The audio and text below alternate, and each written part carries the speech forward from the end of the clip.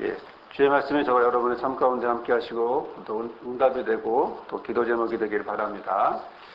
어제 선덕 여왕이 끝났어요. 대단원의 막을 맞췄는데요.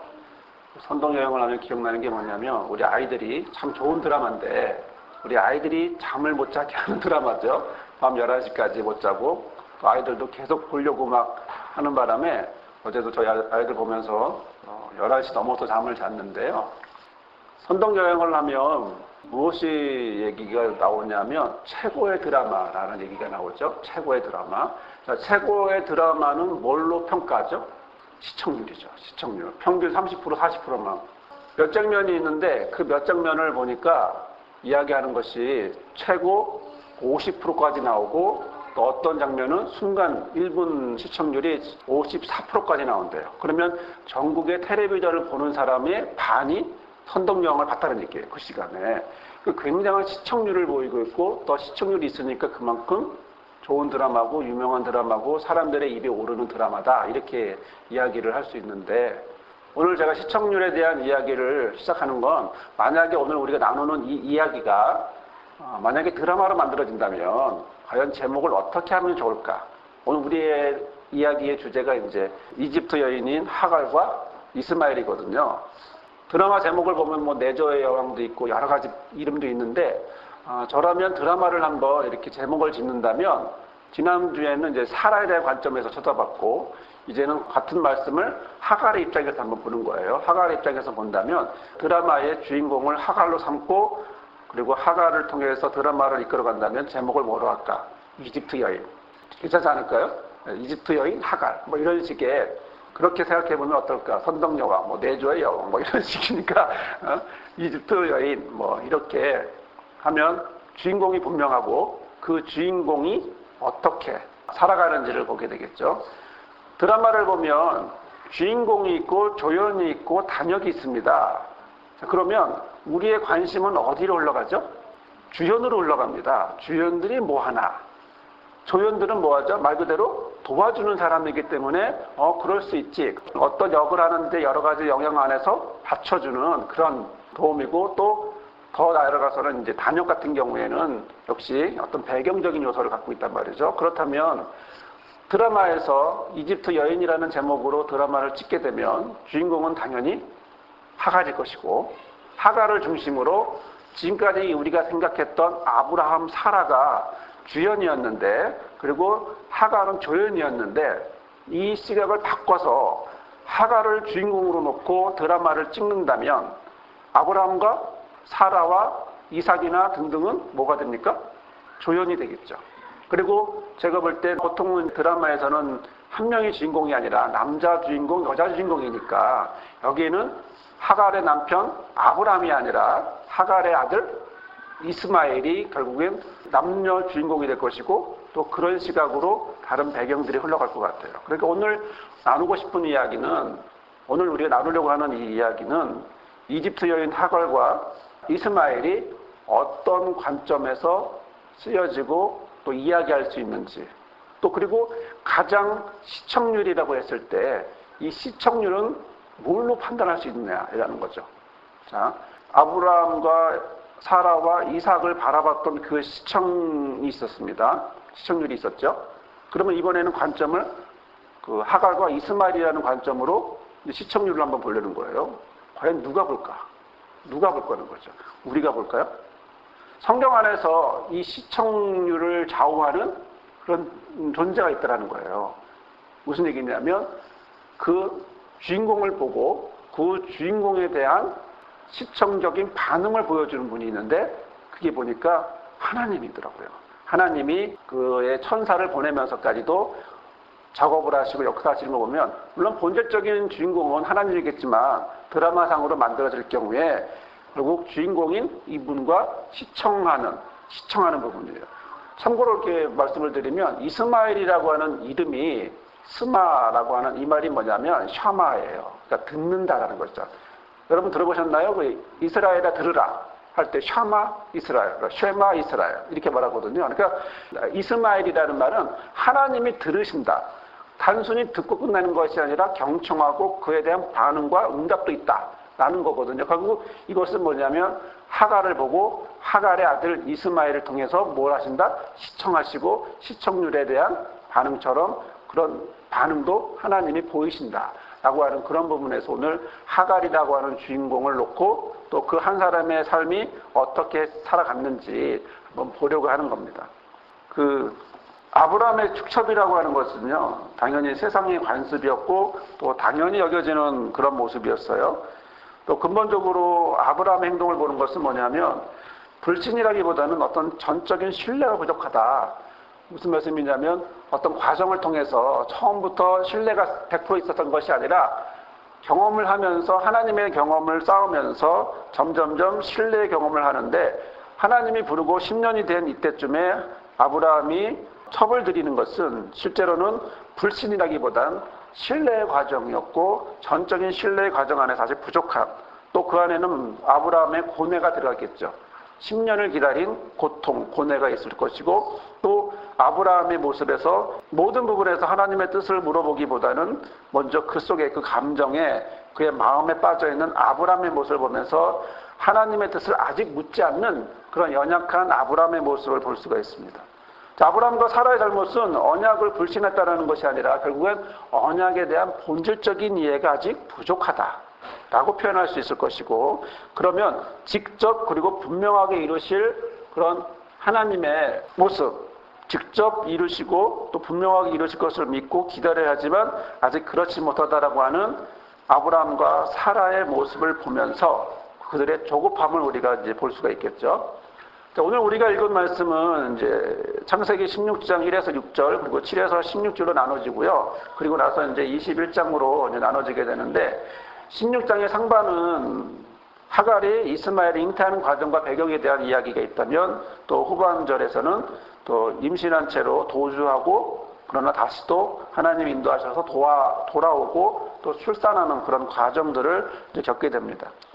자, 그런 점에서 우리가 창세기 16장부터 이렇게 차곡차곡 한 번씩 보게 되면 1절의 내용이 뭐죠? 아브라함의 아내 사라는 출산하지 못하였고 그에게 한 여인이 있으니 애굽 사람이요 이름은 하갈이다. 이렇게 이제 얘기했습니다. 자, 10년이 됐습니다. 그리고 그들을 지켜가고 그들은 그 약속을 지켜가려고 했지만 결국 사라가 결국에는 뭐라고 표현을 내어지냐면 사라에 대한 소개는 아기를 낳지 못하는 여인이라고 소개되어지고 있는 거죠. 창세기 처음에 사라에 대한 표현도 역시 그랬던 것처럼 여전히 사라에 대한 표현은 아기를 낳지 못하는 불임 여인이다라고 소개가 되어 있습니다. 여기서 여종이라고 하는 말은 개인 하녀입니다. 개인 하녀. 그러니까 사라에게 주어진 개인 하녀. 언제 주어졌냐면 이집트에 하나님이 아브라함을 불러서 75세 때 왔지만 가뭄이 들어서 어디로 갔죠? 이집트로 갔죠. 거기서 여러 가지 일들이 있으면서 그때 돌아오면서 주어진 여종이었는데 그때부터 전속 여종으로 개인 하녀로 사라에게 소속된 그런 하녀로 이제 하갈이 있게 되는데요. 자, 그런 점에서 2절의 말씀을 보면 사라가 아브라함에게 이르되 여호와께서 내 출산을 허락하지 아니하였으니 원하건대 내 여종에게 들어가라. 내가 혹 그로 말미암아 자녀를 얻을까 하노라 하매 아브라함이 사라의 말을 들었다. 이렇게 이제 말씀을 하고 있습니다. 자, 하나님이 나를 생산하지 않게 허락하지 않았다. 여기에 우리가 사라의 마음이 느껴지죠. 절박하고 원망하고 남탓하고.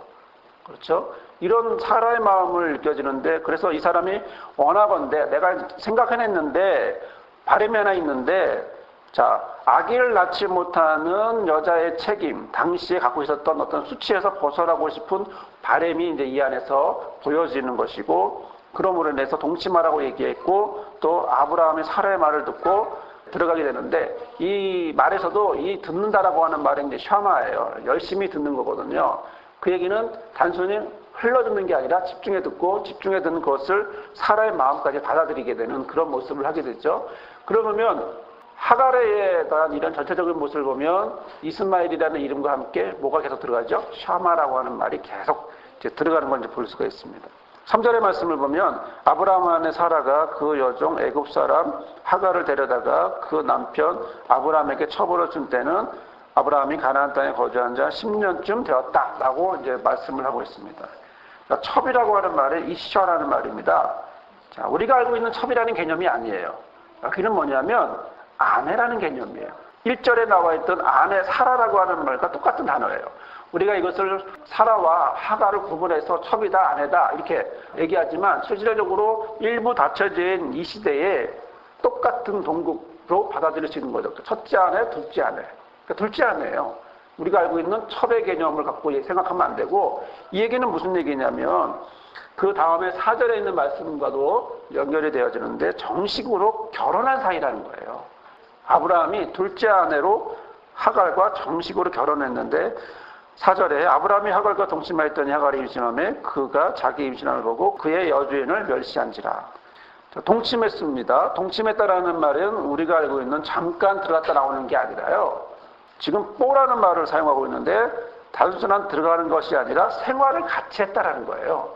결혼을 했고요. 둘째 부인이 됐고요. 그리고 그 둘째 부인과 생활을 같이 했다라고 하는 의미를 갖고 있습니다. 그 얘기는 사라가 멀리서 바라볼 수밖에 없는 위치가 된 거죠.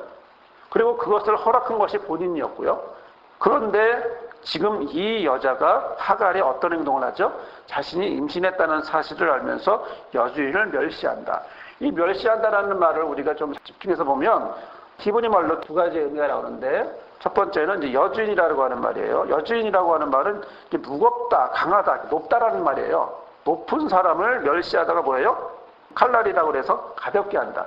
합치면 무슨 뜻이 되겠어요? 높은 사람을 낮춘다라는 거죠. 깔본다라는 거. 깔본다.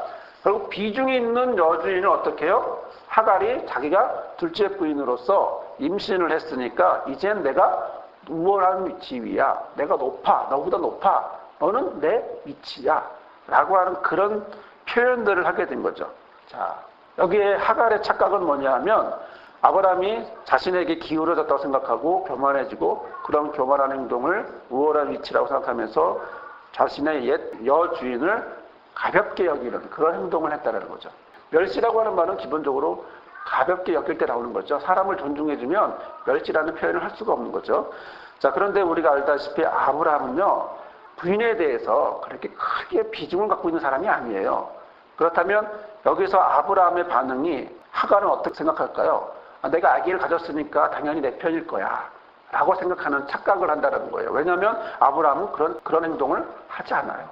그런 점에서 우리가 다음 이어지는 말씀을 보면 5절에서 사라가 아브라함에게 이르되 내가 받은 모욕은 당신이 받아야 옳도다. 내가 나의 여종을 당신의 품에 두었거늘 그가 자기의 임신함을 알고 나를 멸시하니 당신과 나 사이에 여호와께서 판단하기를 원한다. 이렇게 말합니다.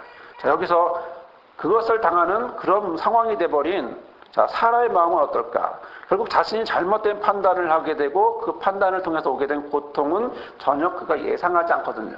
사람은 언제나 무슨 생각을 하죠? 낙관적으로 잘 될 거야, 좋을 거야.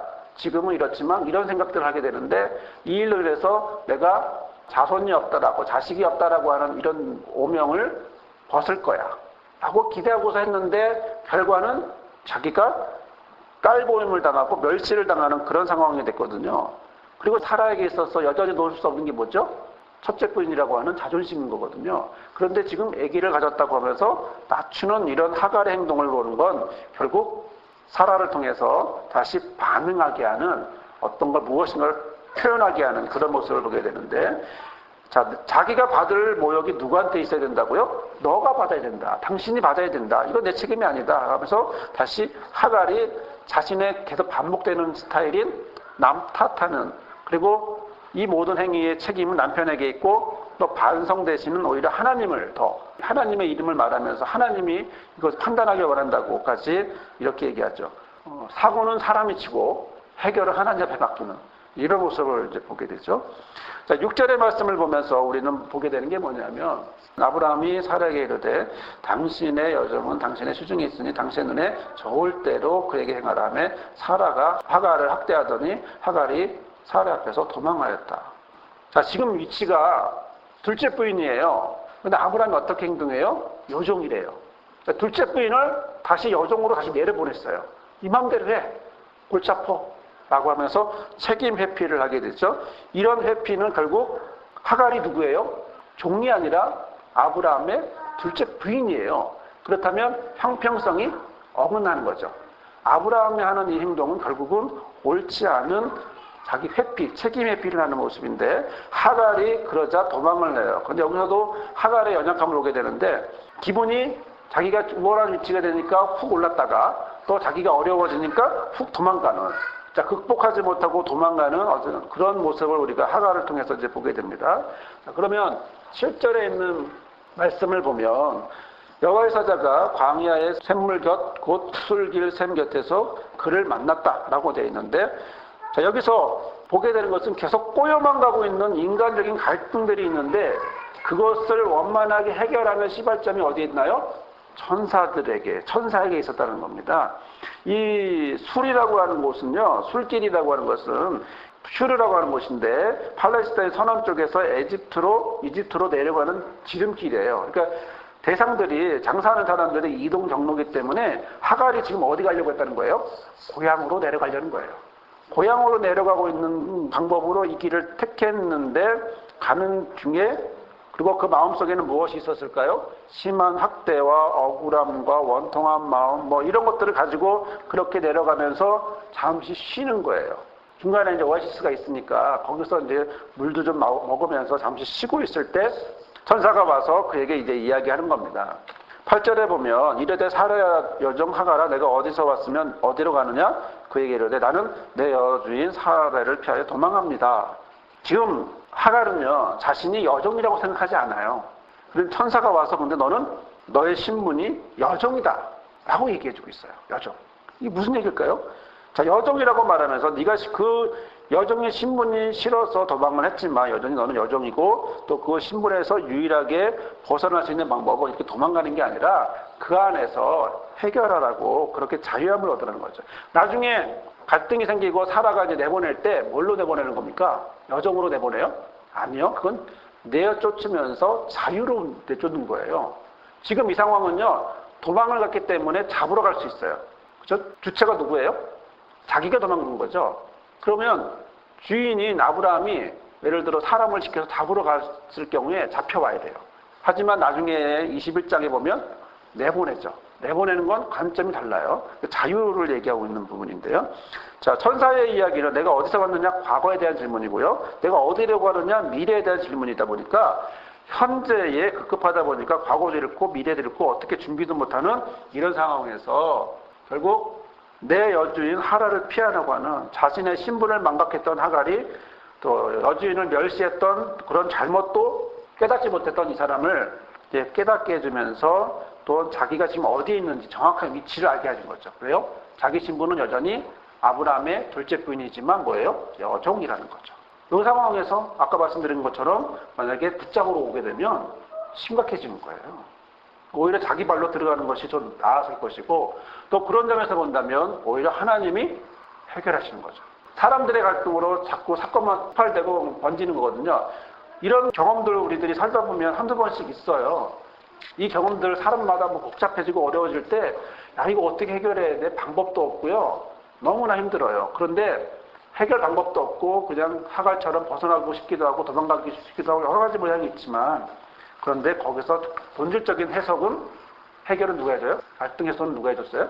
하나님이 원래 천사를 계기로 갈등 해소가 이어진다라고 하는 것은 내가 지금 어디에 있는지를 정확하게 아는 게 중요하다라는 거죠. 자, 그런 점에서 우리가 9절의 말씀을 한번 또 다시 보면 이제 그의 말을 듣고서 어떻게 합니까? 여주인에게로 돌아가서 그의 밑에서 복종하게 되죠. 자, 여주인에게 돌아가서 그의 복종했다. 이제 관계가 단절되는 게 아니라 이제는 해결되어지는 부분으로 보여지고 하나님의 명령으로 돌아가라고 하는 천사의 이야기를 통해서 하나님의 말씀을 통해서 이제 새로운 관계가 형성되어지는 걸 보게 되죠.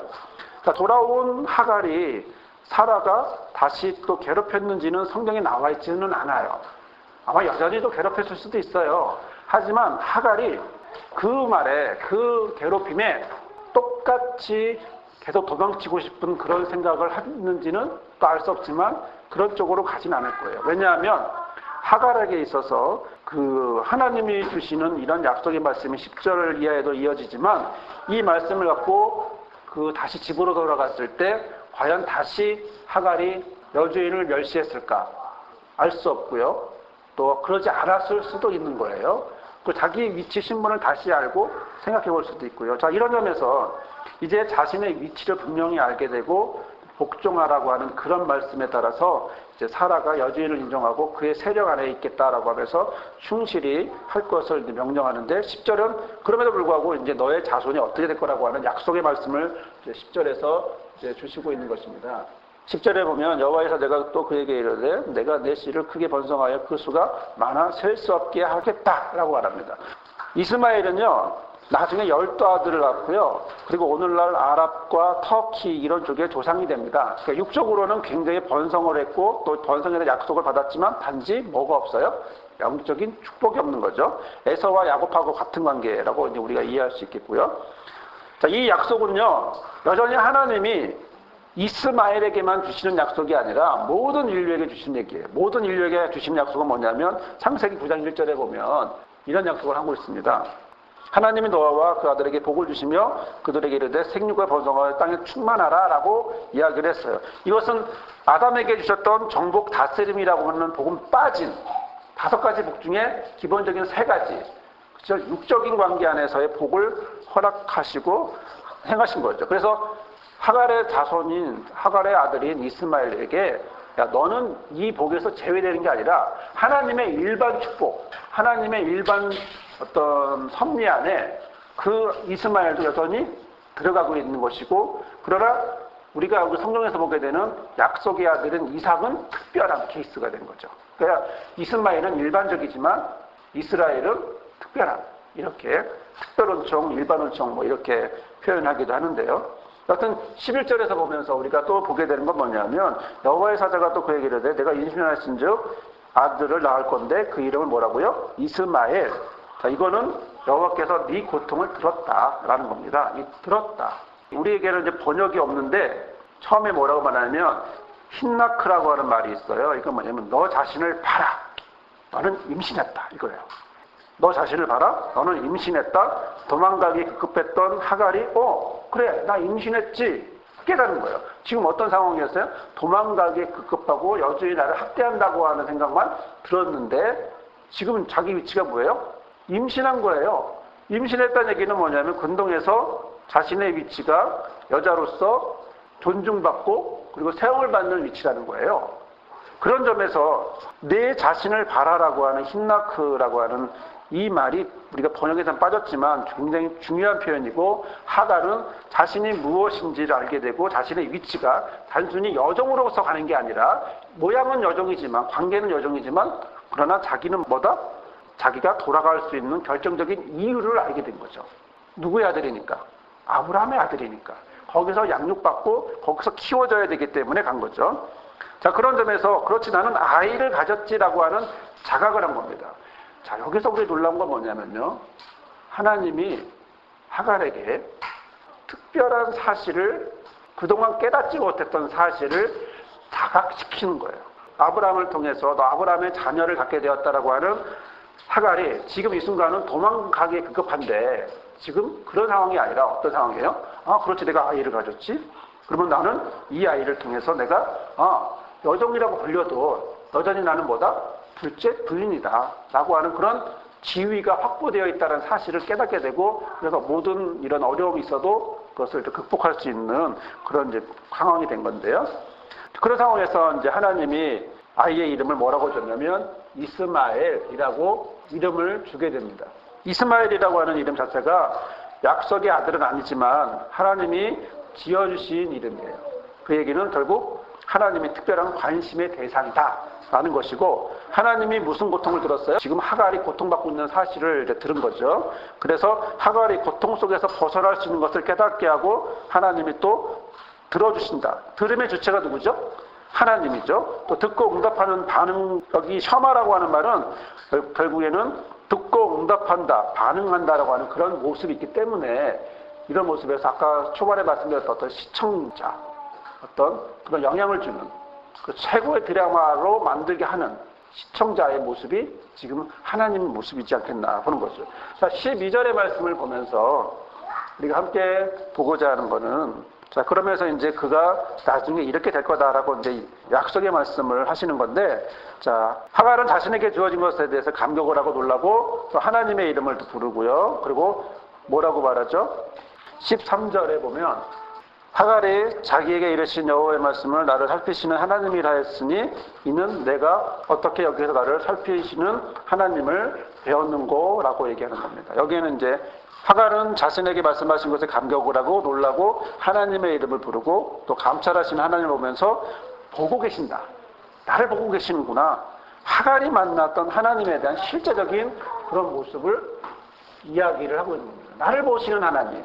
하갈이 나를 보시는 하나님을 감탄하면서 13절에 이제 나를 보시는구나 라고 이제 감탄하면서 자기를 지켜주시는 인도하시는 하나님의 살아계심에 대한 놀라움을 여기서 경험하고 겪게 되는 거죠. 14절에 있는 말씀은요. 그러면서 이제 이 셈이 이제 뭐 이렇게 이름을 바꿨다. 그다음에 브엘라 헤로이라고 하는 말이 나를 보시는 살아계시는 분의 셈이라는 뜻으로 이라고 하는 이름으로 이제 이름이 바뀌어지고 또 어떻게 합니까? 하갈이 집으로 돌아가죠. 하나님이 보내신 천사의 말을 듣고 돌아가요. 그러면서 아들을 낳아요. 하갈은 돌아갔고 아브라함의 집안의 어떤 인간적인 분쟁은 하나님의 개입으로 어느 정도 해소가 되었는지 아니면 가라앉는지는 모르지만 일단 하나님이 들으시고 해결하고 그리고 그 상황에서 하갈이 그냥 집으로 가면 끝났을 문제를 집으로 가지 않고 다시 돌아오고 하는 이런 과정들 하나님의 어떤 돌보심이 있는 거고 그러면서 우리가 16절에 보면 그때가 몇 살이다? 아브라함이 86살이다. 이렇게 되어 있는데 지난번에 말씀드렸다시피 86세는 아브라함에게 있어서 그렇게 중요한 숫자가 아니에요. 왜냐하면 10이라고 하는 완전한 숫자가 아니거든요. 완전한 숫자에 속하지도 않고 3, 7, 10이라고 하는 완전한 숫자에 속하지 않기 때문에 아무런 의미가 없는 이 숫자에 결국 이스마엘이 태어났지만 그 얘기는 언약과 상관없다는 거죠. 사람 자체가 상관없다는 얘기가 아니라 언약에 상관없다. 이 부분을 이제 말씀을 하고 있는 것입니다.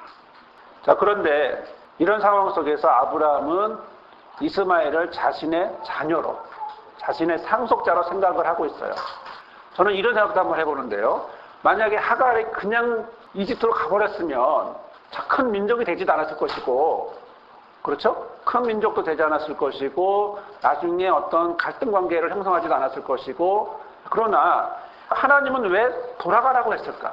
이 얘기는 10년 동안 자식이 없고 계속해서 자식이 없었던 85, 6세 때까지 자식이 없었던 아브라함에게 그래도 10여 년 동안은 자식에 대한 기쁨을 갖게 할 수 있는 그런 위로의 차원이 아니었을까 이런 생각을 한번 해보는 거예요. 솔직히 하갈을 그냥 보냈어도 돼요. 아무런 문제가 없어요. 그렇죠? 애초에 싹은 제거해야 된다고 하잖아요. 그럼 애초에 싹이 됐을 이 이스마엘을 그냥 보내고 그냥 끝났으면 아무런 문제가 없었을 텐데 왜 굳이 하나님이 돌아오게 했을까? 돌아오게 해서 10여 년 동안 있게 했을까?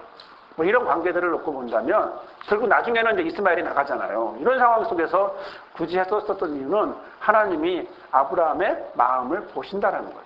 그만큼 소원하고 있는 아브라함의 어떤 자손에 대한 집착의 모습을 보시는 것이 아닐까. 그러다 보니까 17장에 하나님이 특별하게 부르시는 이런 말씀 속에서도 뭐라고 말하냐면 아브라함에게 하나님이 이름도 계명하면서 사라의 이름도 계명하면서 특별하게 이삭을 줄 거라고 하실 때 아브라함이 말하는 얘기는 뭐냐면 17장 18절에서 이스마엘이나 하나님 앞에 살기를 원합니다. 이렇게 말할 정도로 지금 마음이 안착되어 있는 것을 이제 보여주고 있는 거죠.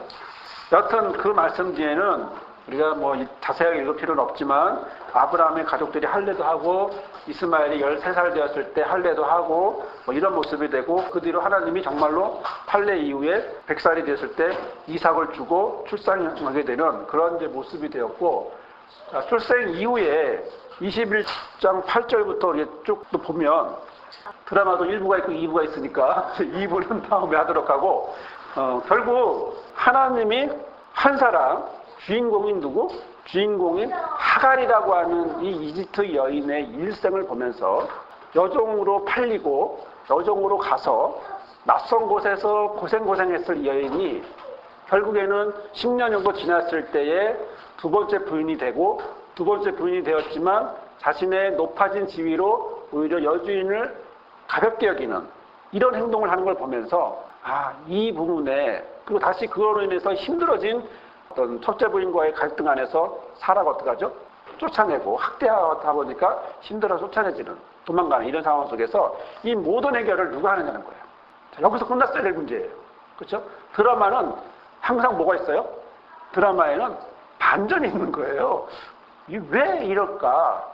이 드라마적으로 한번 해석을 해보면 특별한 반전이 갑자기 탁 나와요. 우연히 없는 특별한 이런 게 딱 나오면서 다시 하갈을 집으로 보내고 이런 관계 속에서 이 알 수 없는 이 속에 아브라함은 그래도 10여 년 동안 하나님의 뜻에서 만들어진 아이는 아니지만 그러나 10여 년 동안 위로를 받았을 것이라고 하는 사실. 그리고 그것을 끊임없이 붙잡고 그 10여 년 동안 하갈은 가고 있고 그 옆에서 또 마음고생을 하고 있는 사라의 모습. 이런 모든 과정들 속에서 이제 우리는 다음 주 2부를 기대하면서 이제 말씀을 해줄까 합니다. 그러나 핵심은 뭐냐면 하나님이 그 하갈의 소리를 들었다라는 거예요. 하갈의 고통을 들으신다라는 거예요. 그래서 아들의 이름도 샤마. 무슨 말? 하나님이 들으신다. 이스마엘, 샤마라고 하는 말로 들으시고 또 그리고 그렇게 역사하신다는 거죠. 이 얘기는 오늘 우리가 하나님 안에서 특별 은총을 받고 있는 저와 여러분이지만 이런 은총을 받고 살아가는 저와 여러분의 목소리 하나하나도 하나님이 어떻게 해요? 들으시는 거죠. 들으시고 응답하시고 또 역사하실 거라고 하는 사실을 우리가 여기서 묵상하게 됩니다. 이 은혜가 저와 여러분과 함께 하시기를 주의 이름으로 부탁을 드립니다. 기도하겠습니다. 사랑의 하나님, 연약한 우리의 모습 가운데 우리의 힘으로 할 수 없으나 아버지께서 하실 것을 믿기에 이 자리에 있습니다. 우리의 삶의 모든 것들이 주 앞에 고백되어지고 응답되어지고 또 하나님이 들으시고 우리의 고백을 들으시고 응답하시고 역사하실 줄 믿습니다. 우리의 기도에 응답하여 주옵소서. 예수님의 이름으로 기도드립니다. 아멘.